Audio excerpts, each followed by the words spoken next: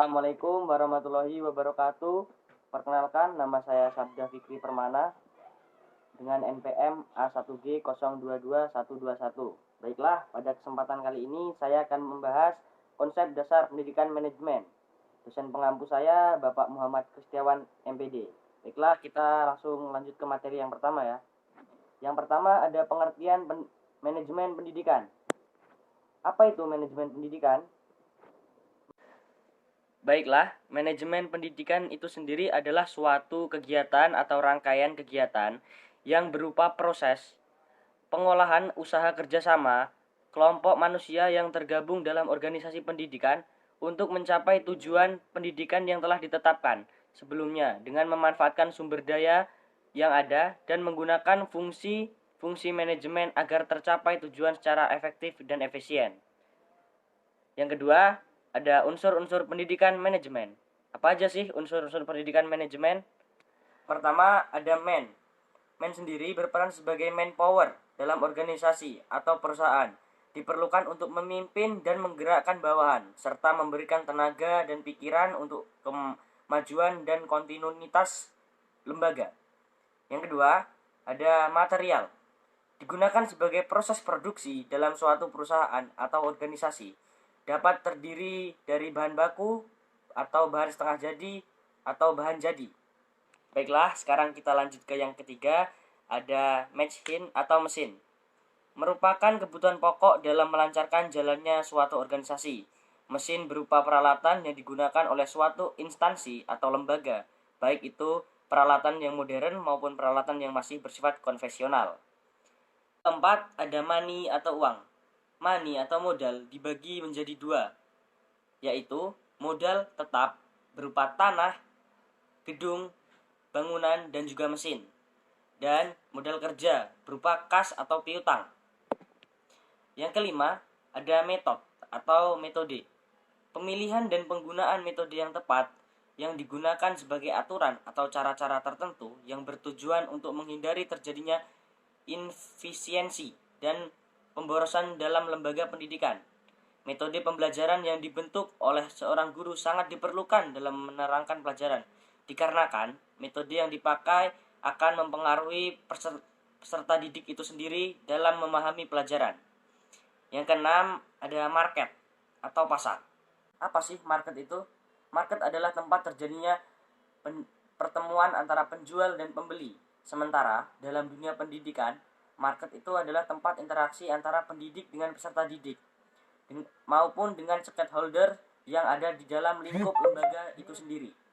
Yang ketujuh, ada minute atau waktu.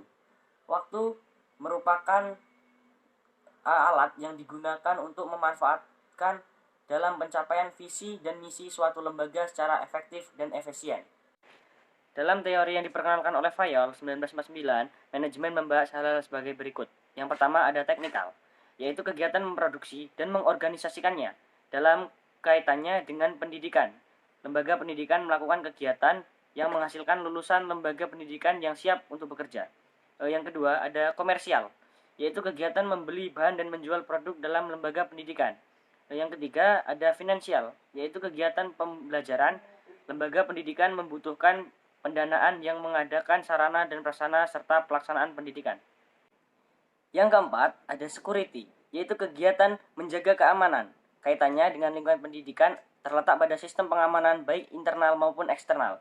Yang kelima, ada akuntansi atau akuntansi. Lembaga pendidikan melibatkan perhitungan dan pemasukan dana dan pengeluaran yang baik, sistematis, serta akurat. Yang keenam, ada manajerial atau melaksanakan fungsi-fungsi pendidikan yang baik dan pengolahan yang baik, sebagaimana pengorganisasian untuk semua kegiatan kependidikan. Yang ketiga, ada tujuan dan manfaat manajemen pendidikan. Apa aja sih tujuan dan manfaatnya? Mari kita bahas bersama-sama. Yang pertama, terwujudnya suasana belajar yang aktif, inovatif, kreatif, efektif, dan juga menyenangkan. Yang kedua, terciptanya peserta didik yang aktif.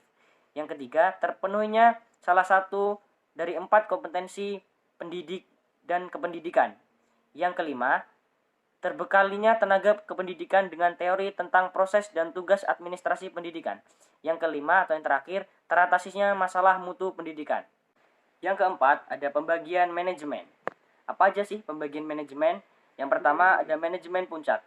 Tugasnya yaitu mengembangkan rencana-rencana yang luas untuk lembaga dan mengambil keputusan-keputusan penting. Yang kedua, ada manajemen menengah.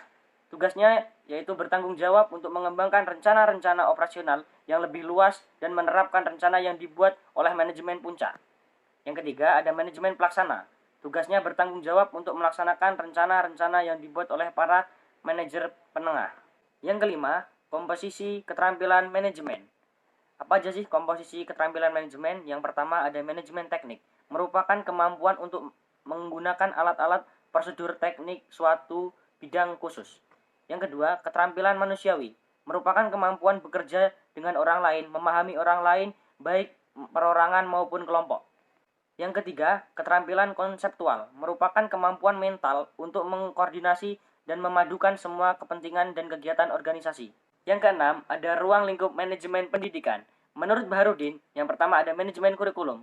Merupakan seperangkat rencana dan pengaturan mengenai tujuan, isi, dan bahan pelajaran yang digunakan sebagai pedoman dalam menyelenggarakan kegiatan pembelajaran secara efektif dan efisien.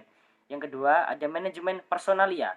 Adalah serangkaian proses kerjasama, mulai dari perencanaan, pengorganisasian, pergerakan, dan pengawasan dalam bidang personalia dengan menggunakan sumber daya yang ada secara efektif dan efisien.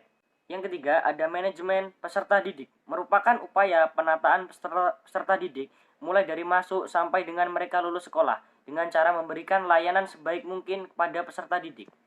Yang keempat, manajemen sarana dan prasarana merupakan suatu kegiatan bagaimana mengatur dan mengelola sarana dan prasarana di sekolah secara efisien dan efektif dalam rangka pencapaian tujuan yang telah ditetapkan. Yang kelima, ada manajemen keuangan atau pembiayaan. Adalah serangkaian kegiatan perencanaan, pelaksanaan, dan mengevaluasi serta mempertanggungjawabkan pengelolaan dana secara transparan kepada masyarakat dan pemerintah. Yang keenam, manajemen administrasi. Manajemen administrasi dapat dinilai mampu melihat keadaan masa yang akan datang dan mempunyai kesiapan untuk menghadapinya. Yang ketujuh, manajemen humas. Merupakan fungsi manajemen yang diadakan untuk menilai dan menyimpulkan sikap-sikap publik, menyesuaikan dengan prosedur instansi atau organisasi untuk mendapatkan perhatian dan dukungan dari masyarakat. Yang keenam, manajemen layanan khusus adalah suatu usaha yang tidak secara langsung berkenaan dengan proses belajar, mengajar di kelas, tetapi khusus diberikan oleh pihak sekolah kepada siswanya. Yang ketujuh, prinsip manajemen pendidikan. Apa aja sih prinsip-prinsip manajemen pendidikan? Menurut Douglas, 1. Memprioritaskan tujuan di atas kepentingan pribadi dan kepentingan mekanisme kerja. Yang kedua, mengkoordinasikan wewenang dan tanggung jawab. Yang ketiga, memberikan tanggung jawab pada personil sekolah hendaknya sesuai dengan sifat-sifat dan kemampuannya. Yang keempat, mengenal secara baik faktor-faktor psikologis manusia. Yang kelima, relativitas nilai-nilai. Baiklah, hanya itu tadi yang dapat saya sampaikan dalam materi konsep dasar manajemen pendidikan. Wassalamualaikum warahmatullahi wabarakatuh.